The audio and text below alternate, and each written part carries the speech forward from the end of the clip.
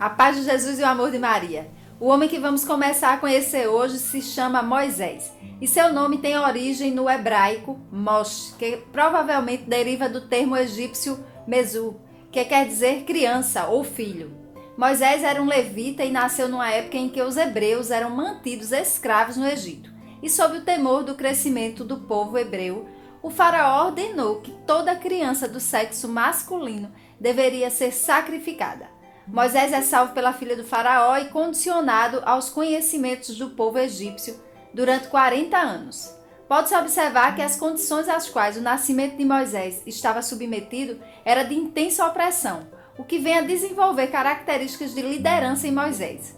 O fato de viver os conhecimentos do povo egípcio o favoreceram na forma de lidar com o faraó no momento da libertação de seu povo. A fuga para Midian e seu casamento com Zípora, a qual lhe deu 2 filhos, Gerson e Eliezer. O fixou 40 anos numa região desértica, desenvolvendo nela habilidades para enfrentar desafios futuros aparentemente difíceis de vencer. Moisés pode ser apontado como um grande legislador do povo hebreu, um gênio militar, um grande líder, sem dúvida um dos maiores da história mundial. Ao observar o comportamento de Moisés quando Deus o convocava para liderar alguma situação difícil ou impossível aos olhos humanos, Moisés hesitava, mas depois obedecia, pois ele entendia a supremacia divina de Deus. Ao observar o aspecto liderança no comportamento de Moisés, pode-se instituir a partir daí um método de desenvolvimento aplicado ao mundo atual. Para uma solução de um problema difícil ou algumas vezes impossível, o primeiro passo deve ser analisar a situação em si, depois sempre levar os temores a Deus, consequentemente ouvir a resposta dele e depois obedecê-lo. Moisés morreu aos 120 anos, nesse momento nem seus olhos e seu vigor tinham se enfraquecido. O corpo de Moisés foi sepultado por Deus num lugar onde ninguém sabe. Moisés cuidava das coisas santas de Deus. Ele foi o líder que organizou o tabernáculo. Interessante notar que Moisés foi neto de Coate e que os coatitas eram confiados a cuidados das coisas mais santas. Vale lembrar que o Pentateuco, que são os 5 primeiros livros da Bíblia, foi escrito por Moisés sobre a luz do Espírito Santo e muitas vezes ditado diretamente por Deus. Moisés era um homem de intimidade com Deus, um homem que conhecia Deus face a face, um líder de uma grande nação.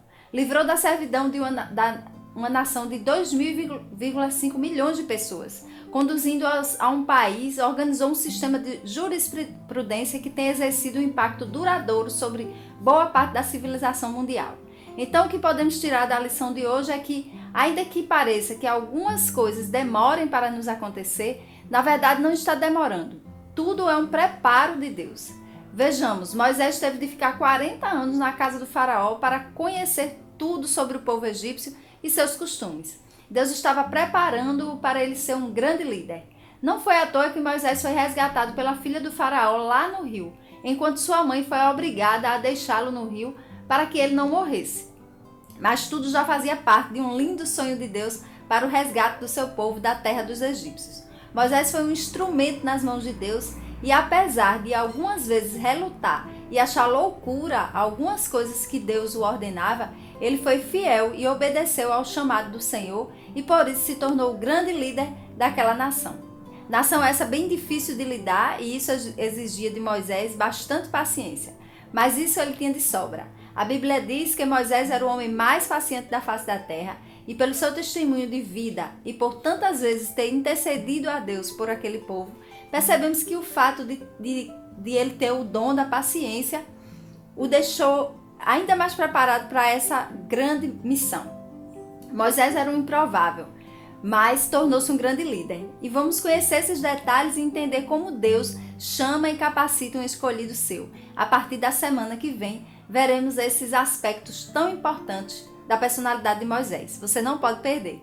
Vamos entender que somos chamados desde o ventre da nossa mãe para executarmos um plano já determinado por Deus e que Ele vai nos capacitar com dons e talentos para que possamos cumprir o seu chamado na nossa vida. Além do mais, Deus sempre vai colocar pessoas que vão colaborar para o seu projeto de salvação na nossa vida. E essa salvação se desdobrará em salvação para tantas outras pessoas.